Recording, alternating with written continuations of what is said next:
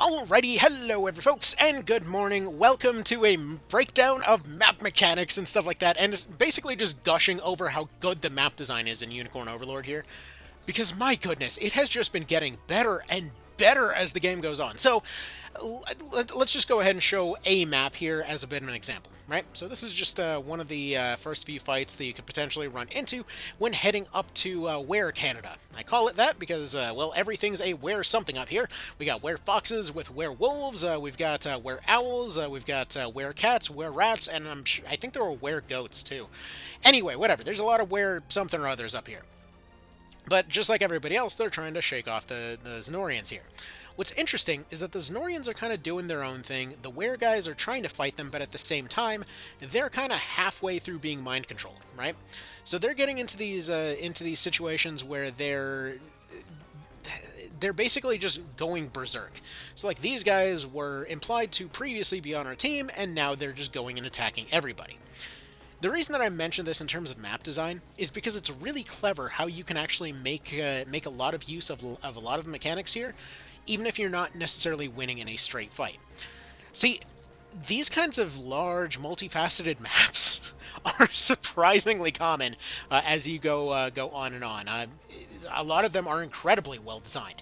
So, like in this case, our situation looks a little bit like this. We have our fort over here that obviously can't be taken. We've got one assistant squad, and we start off with 4 points to go do something or other. There is so much that can potentially imply just from the get-go.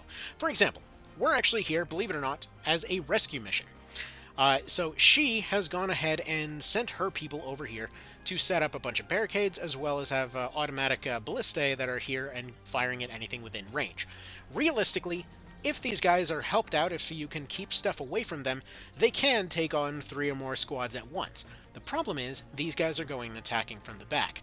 So, there's a lot of different ways to go about this. For example, if you were to put down a barricade exactly right here, that would bump them straight into this town, causing them to be aggressive on these guys instead of us. But getting somebody over there is the kind of complication there. Additionally, if they have a second to react, they will actually jump over the barricades because the foxes are able to jump. So you have to sort of take them by surprise. But if you can block off this area, that is an entire front that essentially just deals with itself. You definitely don't want to go this way because they've got barricades up, they've got catapults up, they've got griffins out to go and try and hunt you down. They've got watchtowers, again, patrolled by their griffins. I love that they actually patrol. And if you were to try to go for the leader snipe, these guys have so much support, it's preposterous.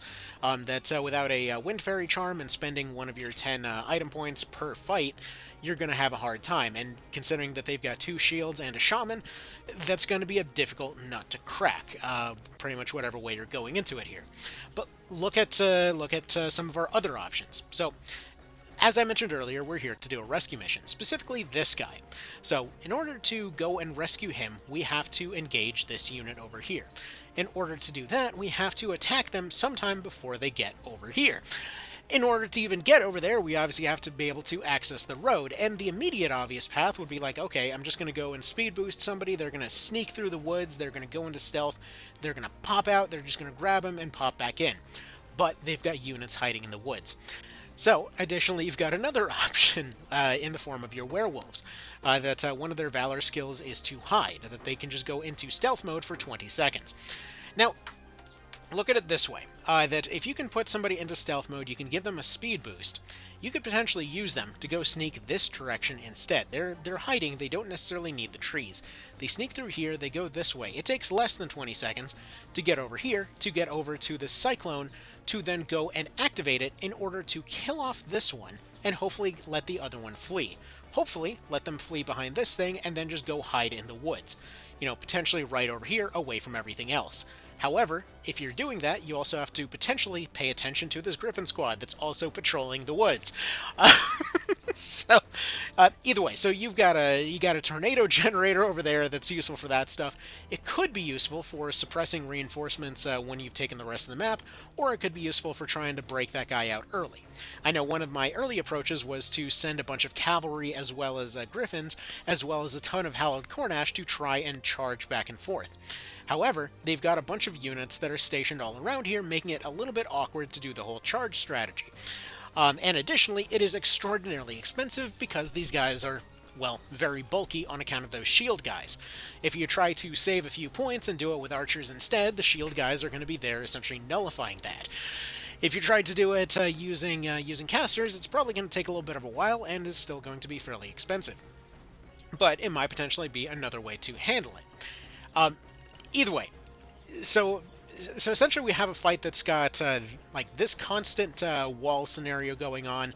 You've potentially got map-wide heals. I forget, did I even mention the map-wide heals? Okay, if you were to take this thing over here, you have access to a essentially an AoE revive plus heal that's constantly reactivating itself pretty much anywhere on this map. So right away you're left with a thing that you can take a lot of potentially risky attacks because you can get somebody back on their feet. It's a very light and fast kind of engagement here. And then at the same time, bear in mind that most of these squads are also going to be supporting each other. So if you go anywhere here, you're being shot at by ballistae. If you try to hold still using any of those previously mentioned strats there, you have to deal with the catapults over there. Or you have to deal with the griffins hunting you down. Like, the complexity at play in every one of these maps is insane! And this is just some random map that's, again, just one of a few options you have at the very start here. This just becomes the norm after a while. So yeah, if you were one of those that was potentially on the fence thinking like, yeah, no, there's no way that it got that complex, dude, it gets plenty complex, and it's awesome. Now, I would be going through this fight manually right now. Again, this technical issue with the Switch is annoying, so what I think I'm going to do is just go and try out that new recording method, and then hopefully have a video on all of that stuff tomorrow, and hopefully no more life chaos happens. It's unlikely.